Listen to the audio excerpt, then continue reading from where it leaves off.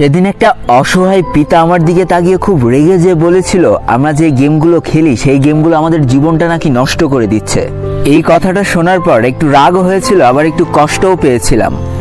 তবে যখন সেই পিতার মুখ থেকে সম্পূর্ণ ঘটনাটা শুনলাম, তখন বুঝতে পারলাম যে আসলে হয়তো এইভাবে অনেক মানুষের জীবন নষ্ট হয়ে যাচ্ছে। আর যার জন্য সব থেকে বেশি কষ্ট পাচ্ছে আমাদের বাবা মা। দেখো, অনেকটা সময় তো আমরা গেম ফেলে আর ইভেন্টের ভিডিও দেখে নষ্ট করি। আজকে না হয় কয়েকটা মিনিট এই ভিডিওটা দেখে নষ্ট করি। তো বেশি ব্যাকপ্যাক না করে ছোট্ট একটা ইন্ট্রো দিয়ে আজকের ভিডিও শুরু করা যাক।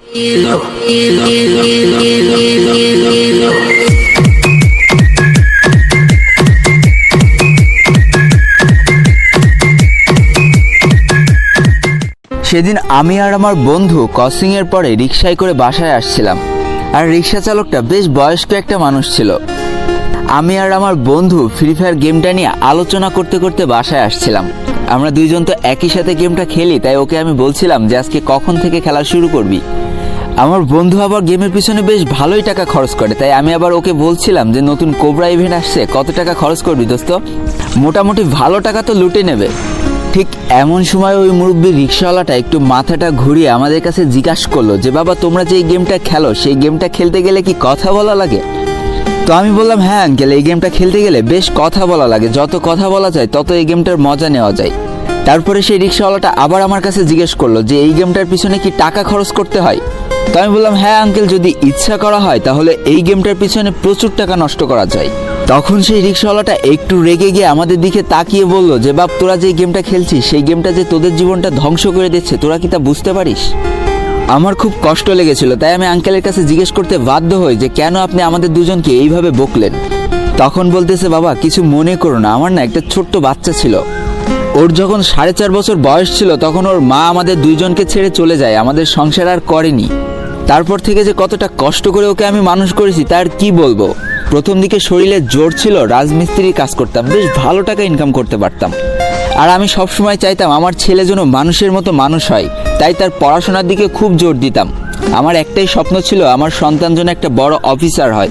সৃষ্টিকর্তার কাছে আমি যা চেয়েছি সৃষ্টিকর্তা আমাকে তাই দিয়েছিল। আমার সন্তানের ব্রেন যে এত ভালো ছিল বাবা, সে আর কি বলবো। ছোটবেলা থেকে মা হারা ছেলেটা আমার, সবসময় চেষ্টা করতাম মার অভাবটা পূরণ করার। সে আমার যত কষ্টই হোক, সারাদিন কত পরিশ্রম করেছে আমার সন্তানটাকে একটু মানুষের মতো মানুষ করার জন্য। বিশ্বাস করো, বড় ওয়ান ছোট ওয়ান প্রত্যেকটা ক্লাসে আমার সন্তানের রোল 1, 2, 3-এর মধ্যে থাকতো। যখন বছর শেষে রেজাল্ট দিত আমি তো কিছু বুঝতাম না, পাড়ার ছেলে মেয়েদের দেখাতাম, সবাই বলতো আমার ছেলে নাকি পুরো ফাটাই দিয়েছে, অনেক ভালো রেজাল্ট করেছে। এই কথাটা যখন শুনতাম তখন গর্বে আমার বুকটা ফুলে উঠতো। এই করতে করতে আমার ছেলেটা ক্লাস 8-এ উঠে গেল। এদিকে আমার শরীরটাও একটু অসুস্থ হয়ে পড়লো, তাই আমি আর রাজমিস্ত্রির কাজ করতে পারতাম না।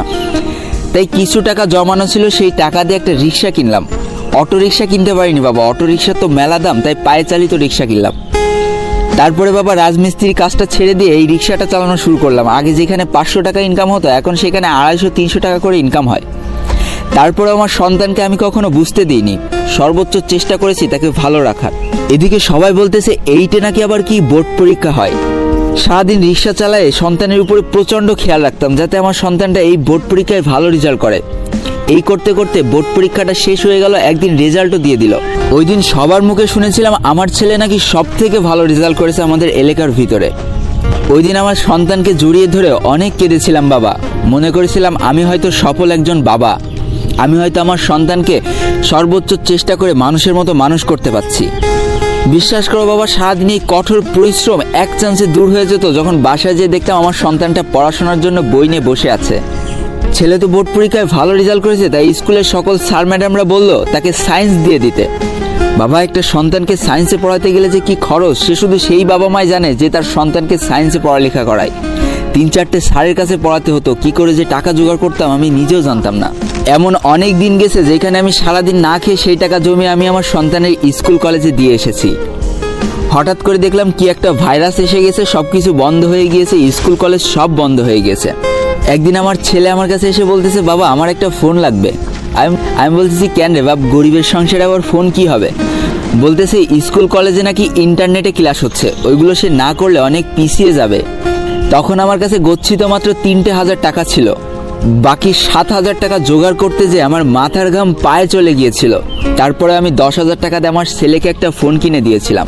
বেশ ভালোই চলে যাচ্ছিল। একদিন সারাদিন কাজ করার পর যখন বাসায় ফিরছি তখন দেখি বারান্দায় বসে আমার ছেলেটা ফোন নিয়ে কি একটা করছে, আর জন্য একা একা কথা বলছে। আমি যে বলতেছি, কিরে বাপ তুই এভাবে একা একা কথা বলতেছিস কেন? তখন সে বলতেছে, বাবা একটা ভালো গেম খেলতেছি, বেশ মজা পাচ্ছি, সারাদিন তো পড়াশোনা করলাম তাই এখন একটু গেম খেলি। আমি বলতেছি, সারাদিন হয়তো পড়াশোনা করে, এখন